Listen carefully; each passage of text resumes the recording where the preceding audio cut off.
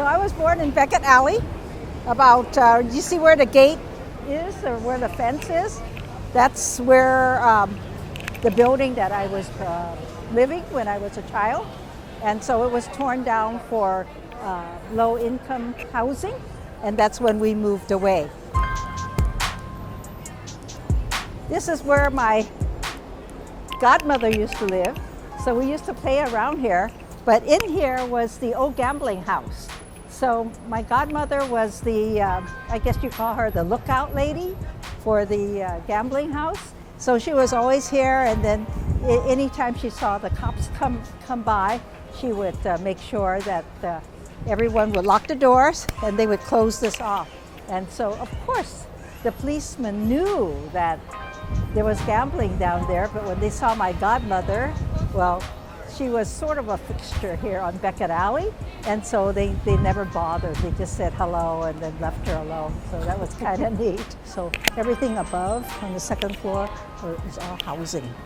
Mostly what they call SROs, which is single residence occupancy. This is an alteration store. This is a Christian mission store over here. This is a Chinese Christian mission, of course. And then there's a printing company over here. As soon as sundown, it becomes gambling house, or what we call mahjong places. So that is the big entertainment here in Chinatown, is the mahjong houses. When I was about 10 years old, we lived in an apartment up on Powell Street in Chinatown. The landlady was Dorothy Toy, and her husband's family had owned the apartment building. And I used to see her walking through the lobby with a little vanity case, traveling case in the olden days. And she would be coming home from out of town, and with a pair of toe shoes in her hand, swinging. And that immediately caught my attention. And so I asked my mom if I could take ballet lessons. So she talked to Dorothy, and Dorothy actually sent me to her ballet teacher.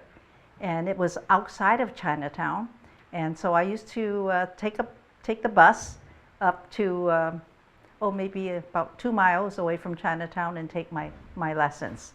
I was only 10 years old, and my teacher was Sergei Temov. And he was from Russia. He was with the Leningrad Ballet. And he used to play the part of, he was a character dancer. And he used to play actually a part of a clown. And so instead of having real ballet lessons, I had a lot of character lessons. My mom loved to have people over all the time. So she would invite all her friends, and everybody was a bachelor here in Chinatown, and so they always came by for dinner. It was sort of a hangout. Yeah. So I grew up in a place where there were always a lot of people around. Community. Yes. We knew everyone that lived upstairs from us and things like that. So in those olden days, you could actually order dinner for about 50 cents, a full meal, and they deliver it in a dim sum carrier case, and they had 3 dishes. You have a pork hash, you have an egg dish and sauté vegetables with chicken and rice and everything, and then that would feed 10 people. And then after, when you're finished, all you have to do is leave the dim sum tray right on the sidewalk, and the waiter would come by and pick it up. Dorothy was a dance team called Toy and Wing. They were very famous in the 1940s. Whoops. Dorothy would actually dance on her toes, but she used to hop around on her toes. She actually did a lot of Russian steps, which was very unusual because she was very strong. And so in her days, it was very unusual to have an Asian dance team to perform outside of Chinatown. So she was actually worldwide. She traveled worldwide with Paul Wing. Paul Wing is from Palo Alto, California, and Dorothy actually is from Los Angeles.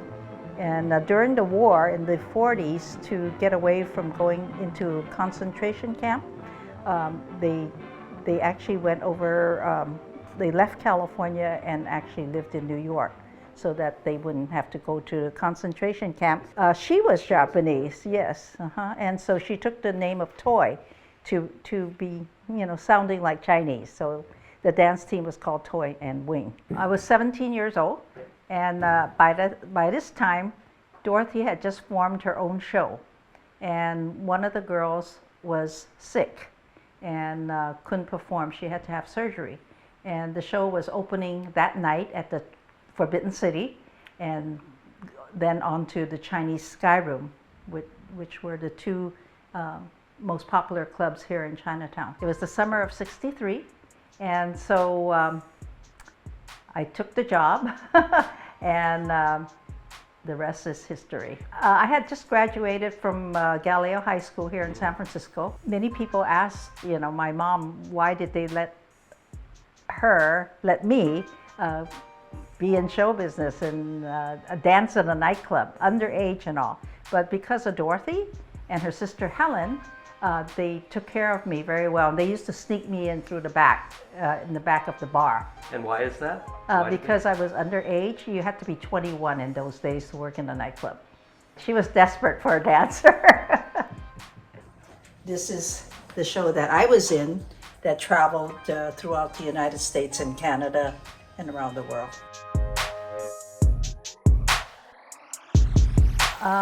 The show was excellent, and the girls that I worked with, the cast was, they were all so friendly. It was like a family. And we traveled for 10 years as the Toy and Wing show, and it was just a great experience. So I never got to college, which was supposed to be in the fall of '63. I would have to say I really enjoyed myself going through Canada. We used to drive everywhere. We had a limousine, a checkered cab limousine, and it used to take our whole show. And so I have that Highway 5 memorized like the back of my hand, because it was my job to actually be the navigator, and I would keep the driver awake. In those days, everybody smoked cigarettes, so it was my job to read the map and make sure there were enough cigarettes in the car. Well, I had never seen snow before, and being very sheltered here in Chinatown, it was my first experience. We ran into a freak storm over in a place called Medicine Hat. Rocky Gunn, our singer, was the driver, and he was driving along, and sure enough, he didn't know how to drive in snow. So sure enough, we tumbled down this embankment, and it was my first time we landed upside down, and we were very, very fortunate that no one got hurt. The only thing was that a suitcase had fallen, and I think my hair was caught, but aside from that, it was very, very little injury. When we got to the town of Lethbridge, people were so nice to take care of us. They didn't even have accommodations for us, because we were supposed to go on through all the way to Montreal. And everybody was very nice, took care of us, and until we were able to get the car fixed. We always had a burlesque dancer. In fact, Cynthia Yee was the famous burlesque dancer at the Forbidden City. Burlesque is actually a dance of tease, and the more you could tease, the better dancer you are. Not necessarily showing everything, but you leave a lot to the imagination.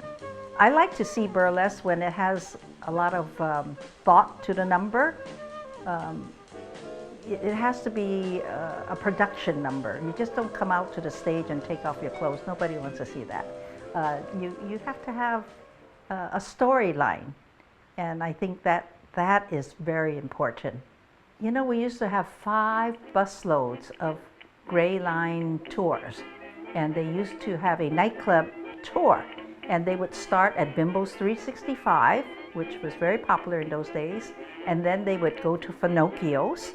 That was very, very, had a very famous show, and then they would come up to the Forbidden City and then on to the Chinese Sky Room. And so every night 4 or 5 busloads of audience would come up, and they were all tourists. This is, of course, Frank Sinatra. This was, he was at the Chinese Sky Room filming Pal Joey. And so this is Pat Chin. Pat Chin is one of the original Grant Avenue Follies. And what was the reaction? I mean, I imagine that for a lot of these people, it was their first time seeing a Chinese performance group. We were cute. Yes, they, you know, it was, they really enjoyed the show. It was their first experience coming into Chinatown. I think the show also came with a nice dinner. Okay, so Cynthia Yee was the last owner of the Forbidden City, and she had it from 1962 to about 1970. And like I said, all the bus loads of Gray Line people used to come up, and you could get a full course dinner for $3.50. And you get fried chicken, you get chow mein, fried rice, egg roll, and a cup of tea. And even a fortune cookie thrown in. You know, people really had a nice time out. When you came to San Francisco, you go to all the nightclubs and everything. And that lasted until about 1970 or so. I have to say that the topless dancers took over, the go-go dancers, and topless was very hot with Carol Doda on Broadway, and that took away a lot of the business. And I don't want to say it cheapened the nightclub cabaret shows, but it was just a different type of cabaret. Sex sells. It was very, very difficult to keep up. It's hard enough to find dancers to even show their legs, let alone take off all their clothes in those days. You know, as a little girl, I always wanted to be in the pageant, in the Miss Chinatown USA pageant.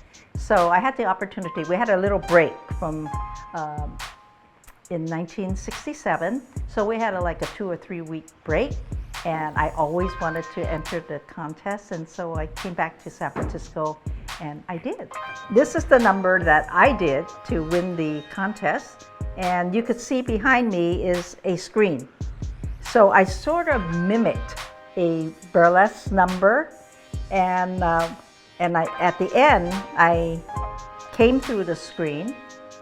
In burlesque, probably the gal would have had only the pasties and G-strings on, but I had a Chinese robe, and it was the year of the ram, so I came through the screen with the ram. The other picture, oh, here is the photo of me being Miss Chinatown. And how old were you there?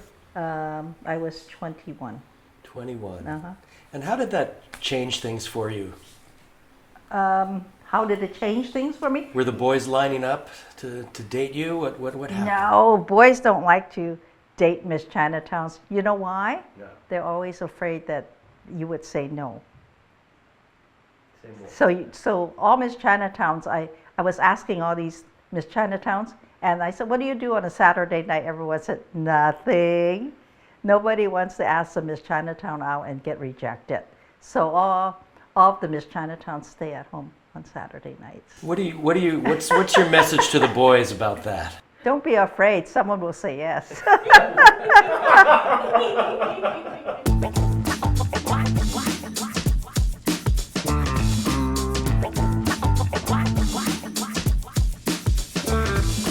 I started the tours about 25 years ago, and I really realized at that time that other people, when they come to San Francisco, they really don't know the history of the Chinese people. In fact, it surprises me sometimes. And, you know, all they do is know about eating egg rolls and wonton soup, you know. And so I want them to know a little more. My mom used to bring me to the opera almost every night, because what happens is that after 9 o'clock, when it's almost finished of the theater, you know, the last act, people actually come in for maybe 10 cents. And so that's when my mom would come. We used to live right in Beckett Alley, which is only half a block away. And so we would come to the opera, and I distinctly remember one time I had to go to the bathroom, and I was by myself, and it was in this stall. and I know no one was here in the bathroom area with me, but all of a sudden the toilet flushed all by itself. And that really, really scared me. I was maybe 7 years old at that time. And then this lady in a black coat and cape, all of a sudden she fell down. She fell down, I believe, a flight of stairs right here, and she landed right here. And it was the most scary thing that I have seen in my whole life. At that time, don't forget, I was 7 years old. And so I had to basically tiptoe over her, and I ran up the stairs, and I tried to tell the lady at the box office that someone had fallen down. And so after that, I don't know what really happened, but the lady that fell, the person that got hurt, she said something or someone actually pushed her.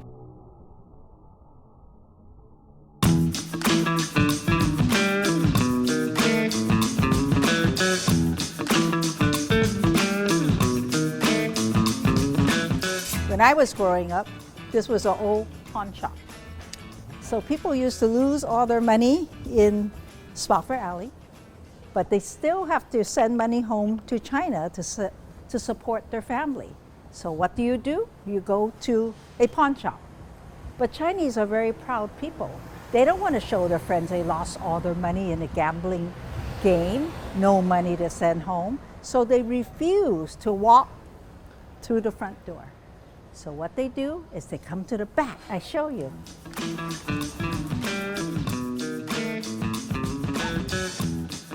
That used to be the office where the person that would take all your things that you want to pawn there.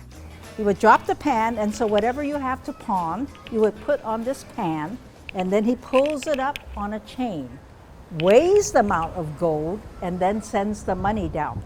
You have 14 days to claim your goods. If you don't come back within the 14 days, the shop has the right to sell your goods. So Chinese say you must be very careful. If you go to a secondhand store, a garage sale, a pawn shop, if you see something, pick it up. Hold on to it for a moment. And then you must talk to it. You must say, my name is so-and-so, and I would like to invite you home with me tonight. If the item still feels good, go ahead and pay for it. But if it doesn't, put it back. Because the energies of that previous owner has already gone into the item. And that item may not be compatible with you. If it is compatible with you, great, it's your good luck charm.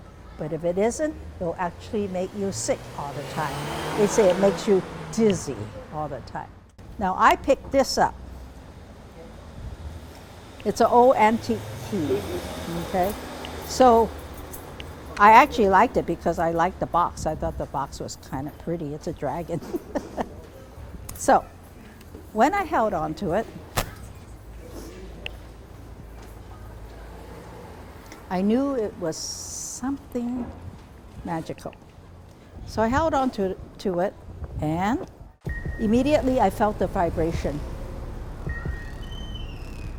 This key could turn itself over.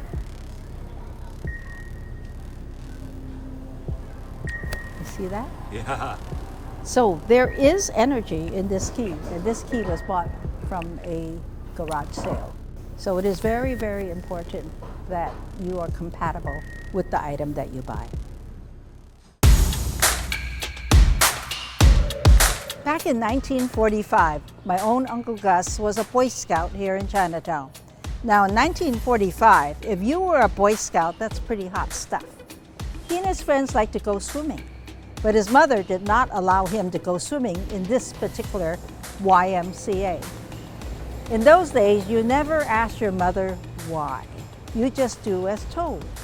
So, one night, he and his other Boy Scout friends decided to go into the Y club, break the windows, open the screen door, and they went swimming in the dark. They were having a great time when all of a sudden Uncle Gus said he felt a presence. He felt something or someone pulling him down to the bottom of the swimming pool. He started to panic. Uncle Gus was a member of this church, so he began to pray. As he was praying, he said a bright light shined on him, allowing his friends to know that he was in trouble. They pulled him up from the bottom of the swimming pool and they ran like hell out of there. Didn't dare tell their mother what had happened. Years after, he found out what really happened. 2 little boys had drowned in the swimming pool. Nobody in Chinatown wanted their son to be number 3. So that is what we call a cautious superstition. It is borrowed from the Germans, the Irish, and the French, because they believe everything happens in 3. St. Louis Alley is notorious because of the fact this is the alleyway where all the girls were actually auctioned off in the early 1900s and maybe late 1800s. These young girls from the ages of 12 years old to about 16 years old were kidnapped out of Canton, China, brought over here, and were auctioned off. So they used to have the girls, you see that ramp right there?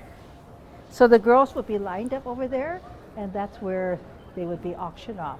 So it was a very, very sad alleyway, and to this day, people claim that there are a lot of spirits in this alleyway, and mainly because the young girls, many of them died at a very, very early age, and of course they died very unhappy, but they never knew that they would be so-called slaves here in Chinatown. So, what I would like you to do, I want you to go up to the top of the stairs, stand there, and don't face me, but face the back. Okay. Put your hands up straight with the palms up, and then I want you to count backwards from 10, like 10,001, 9,001, and tell me if you will feel anything. Most likely, or most people feel that they actually feel a pulling sensation because it is the spirit of the girls asking for help. So I'm not going there, but you are. She has her hands up there now. She has to close her eyes.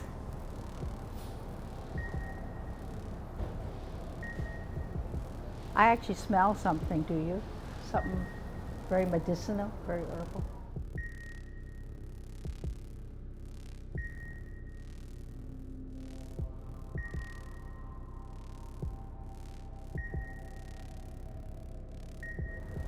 You think she's feeling something?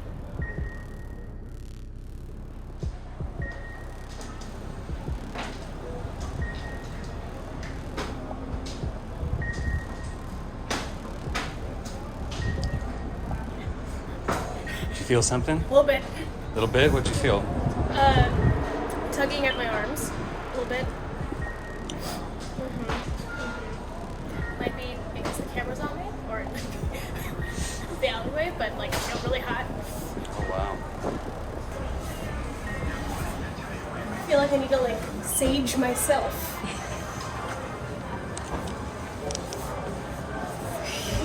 Did you feel the spirit calling you? Did you feel heavy? Yeah.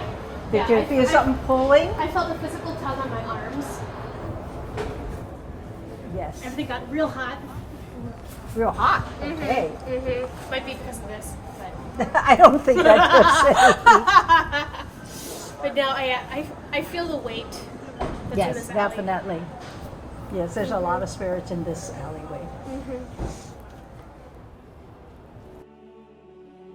I always like to keep busy, and so during 2020, when we were shut down, I decided to put in this Showgirl Magic Museum, and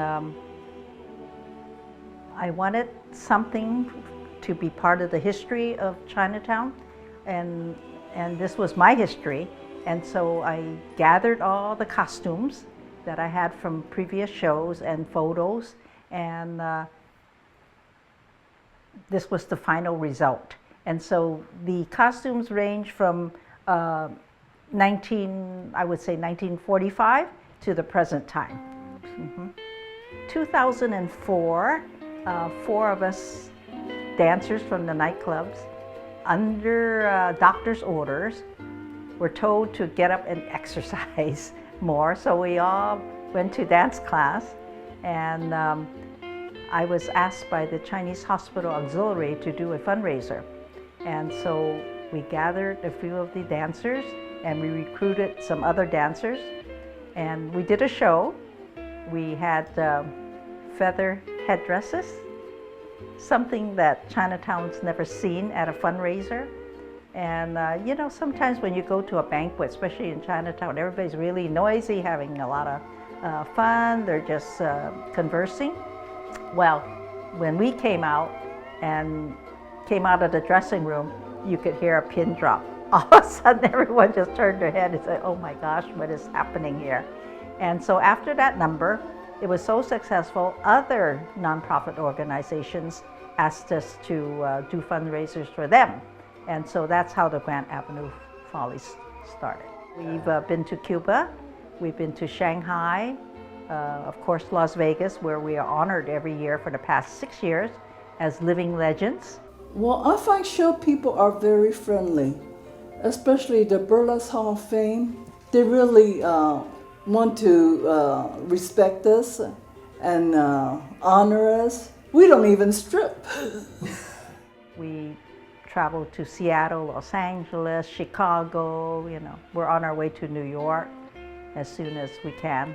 And then we went to China, we're going to Beijing and back to Shanghai. Well, I've always loved to dance ever since I was a child, but I didn't have the opportunity really to do so until after I retired from teaching. And it has brought such joy and to people who cannot go out to enjoy seeing performances. And it's been such a satisfying experience because by doing so, I've seen the light come onto the faces of the people watching, and they're so grateful, and they ask us to come back, to please come back. We all bonded, and you know, we bring a lot of happiness to each other's life, and we also go through emotional sadness, just life itself, just going through life together. It's a lot of fun. I did the hula with them because there's no exercise during the pandemic, and I had time. So they are rehearsing outdoor, and so I said, okay, I'll join them for the hula and do a little exercise, and I really liked it. Well, today is more for fun and for independence too, for whatever you want to do, when you want to do it, and don't have to worry about anybody criticizing you. And because of Cynthia, we have a lot of fun. So this is a group of grandmothers that are on tour going all over the world. Oh yes, and we even did a rap recently. Showing, warning, raising, forging, bring good to the hood, you'll sleep better too. And as of yesterday, it's over 65,000 views. And so we are very excited. And we are not singers. You know, it was our first experience. And here we are with all these fancy rap shoes and our caps worn backwards. And we're having a great time. I'm the poet. And you're also the writer of the Gaimoso rap, right? Yes. Which is a yes. form of poetry. Yes, it's the first time I attempted to do rap. You cannot be intimidated because once you have that fear, you stop doing it. So now, you know, like writing a rap, I have no training. I've never really listened to a rap. And why would I be writing a rap? You know, those kind of things don't come to my mind. You know, I just write because I want to, which is a very liberating feeling. When we started the rap, Clara, the rapper, and I were having dinner, and I said, what could we do to show that us seniors cannot tolerate being punched and hit and abused. And so I said, what prop? What did we use, or what did Grandma use that, that we could use as a prop? And so she came up with the gai mo so, and I remember it's just a chicken feather duster.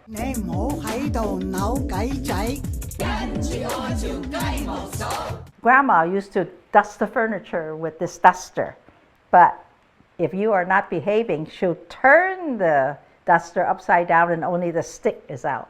And so you'll get hit with the stick or threatened to be hit. It was a symbol of authority, respect, and that every family must have respect for the elders, and that there are rules in the house. And if you don't follow the rules, you're going to get punished. Of course, when we're at the rally, all the men, they're in their 70s now, right? Right away, they'll go, I remember that, or I remember that, and they'll get on their knees, and then we'll hit them. We'll go, ta, ta, ta, and they just love it. I think because, a lot of the stories are quite violent and everything, I think this is just a little bit of a relief. And that's how people see it right now, and that's where it's going. I want to travel to the White House, and I'm going to show the rap to President Biden. I think he'll like it. 8 of my dancers are all retired professors, principals, and teachers. They didn't get a chance to pursue their dream when they were young. They would have loved to join my show when they were 17, they said. But of course, the parents did not allow them to do that. So they had a career, they have a wonderful pension, and they joined me at the age of 65. They said they're having the best time of their life, and they are so happy. They see their friends, same age, just have no purpose. I never thought I would be dancing with a group of girls performing all over. It's been a wonderful experience. Enjoy life. Do what you want to do. I don't want to be one of those elderly women walking with a, crooked back and, so forth. They're disabled, I should say. So I will try my best to stay active as long as I can.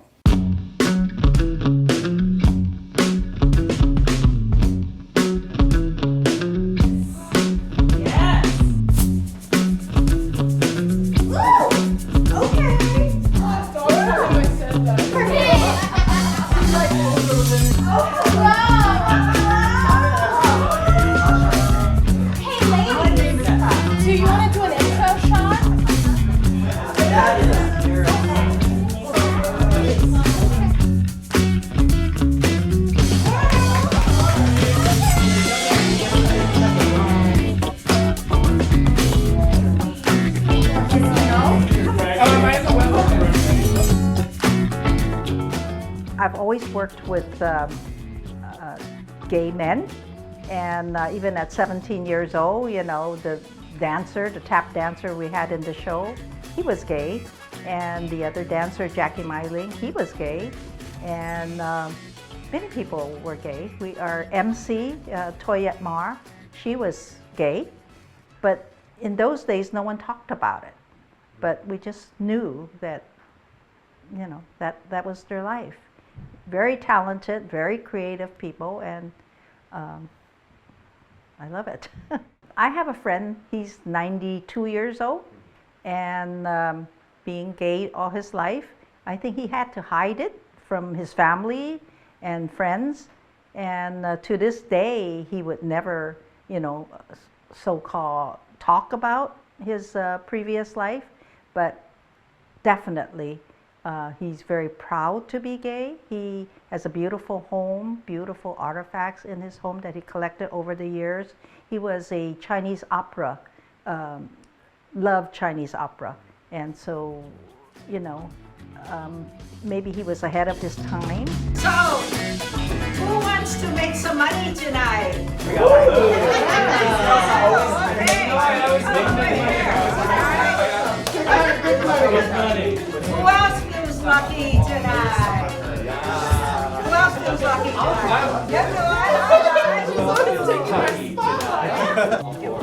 call it vermicelli. Vermicelli, that's correct.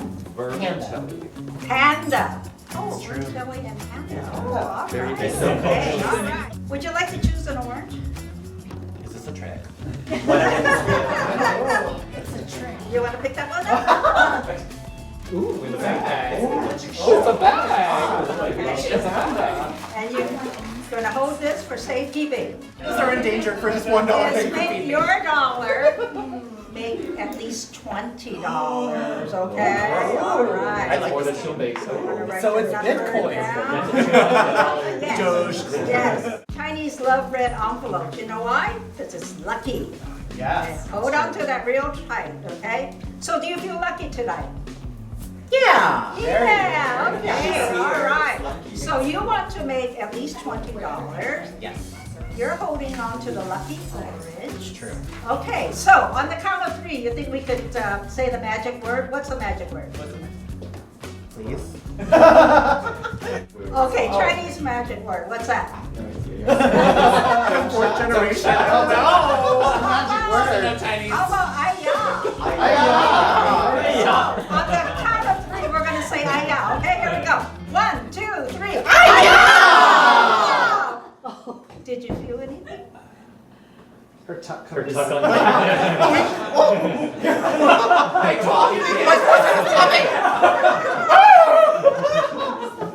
corset Let's do it again. Oh, Here we go. 1, 2, 3. Ayah! Did you feel anything? Ooh, I felt a bit of gas coming on. I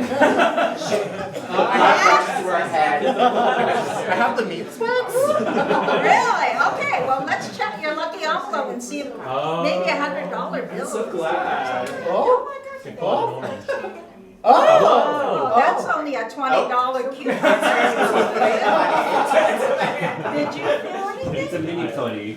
I felt magic. You felt magic? Yeah. All right. Why don't we open up that orange and see what happens? Zoom in. Did a dead bomb. Zoom in. Oh, okay. It's still an orange. Oh, Still an orange. All right. Let's cut it open.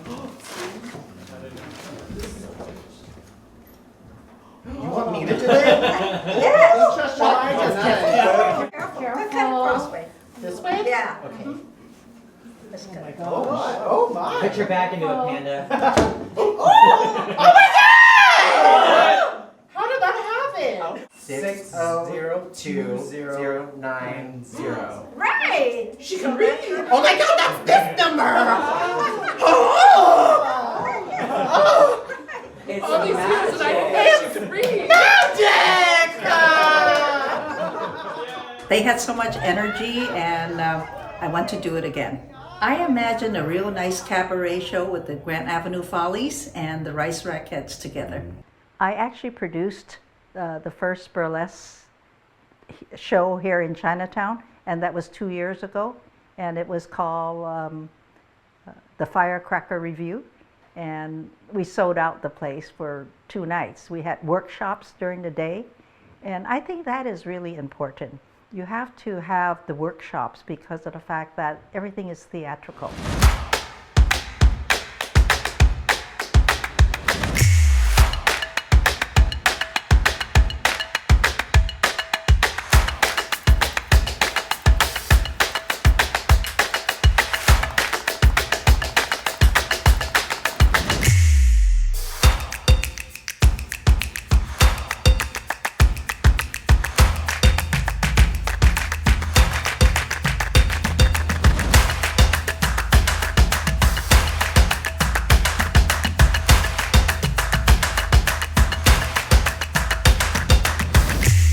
I'm dancing at the Chinese Sky Room. This actually, I wasn't dancing, I was a photographer's model then. Probably before you were born.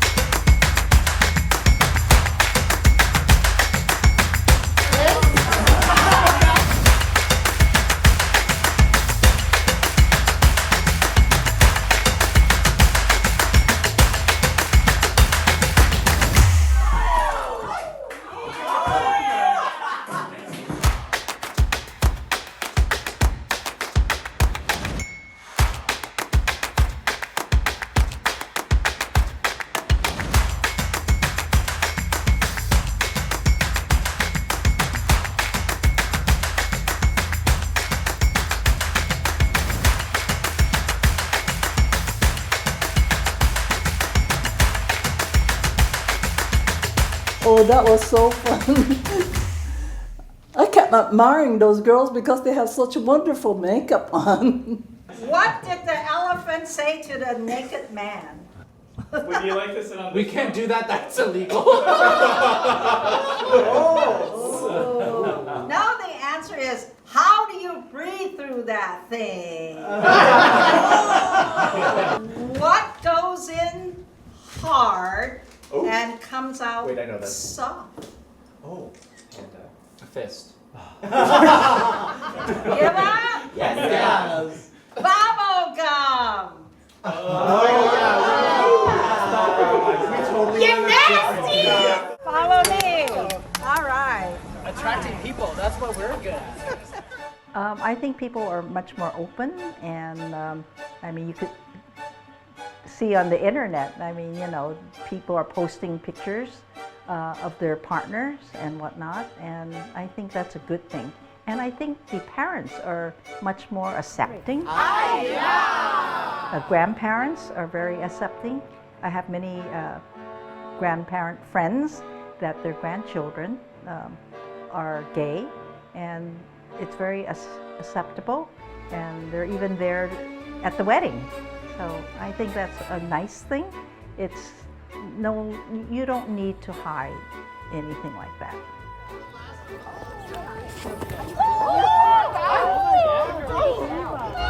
Did she fall over again? Did she knock something over again? We can't bring her anywhere. She's always falling over. She's the new girl. No, I'm just kidding. Pick anyone. Let me see. Anybody inside? Nancy, yeah.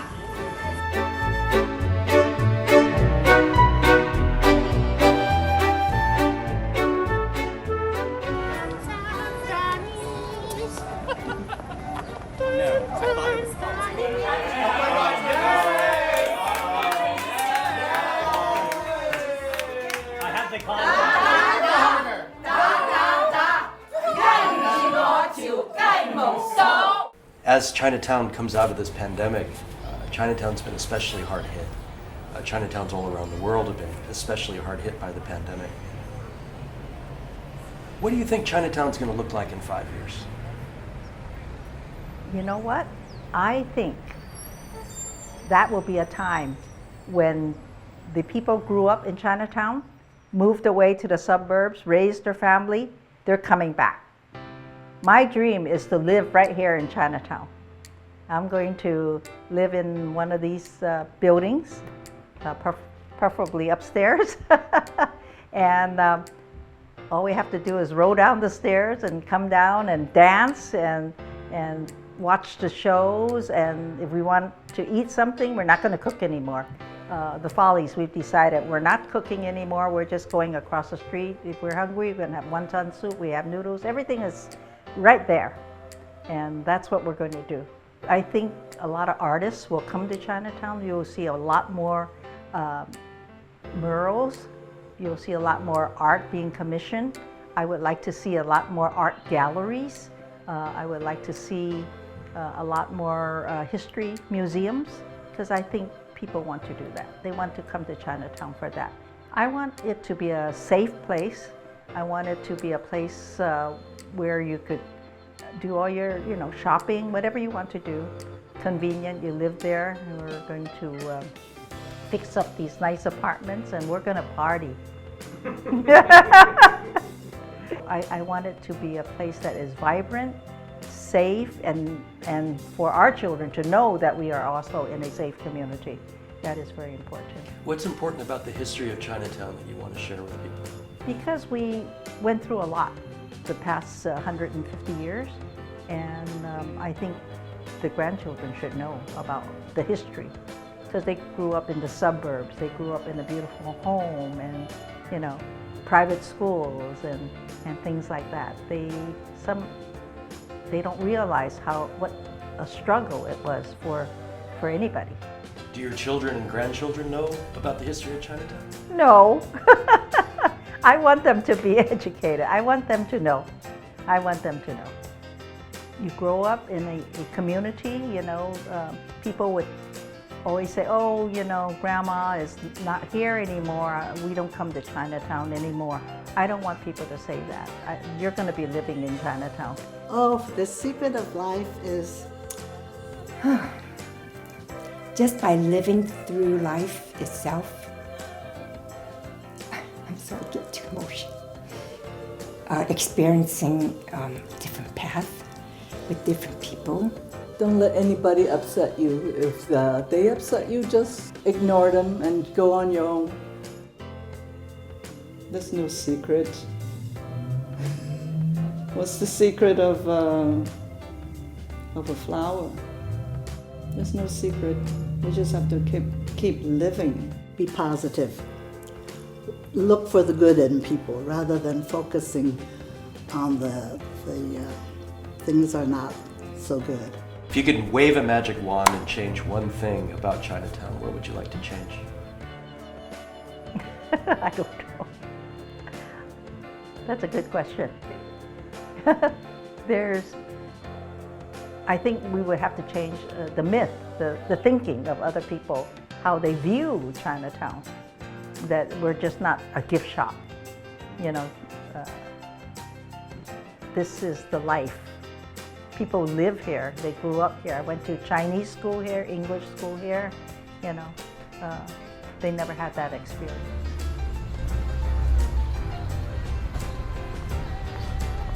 I think we're going to make our own retirement community. We're not going to a nursing home where you have to spend $10,000 a month to do this. We're doing it right here in Chinatown. If we want to go clubbing, we're going down to Lion's Den and we're going to dance all night. What's my dream? I'm living it.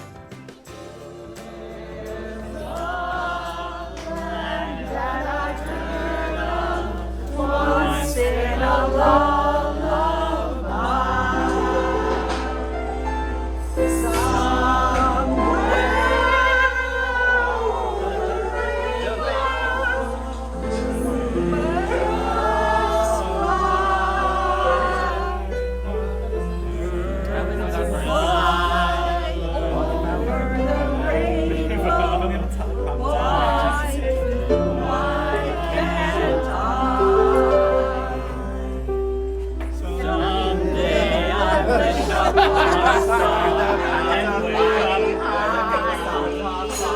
somewhere over the Troubles melt like lemon drops away on the chimney tops. That's where you'll find me. Somewhere over the rainbow, way up high. There's no island and a rainbow. Why can't I?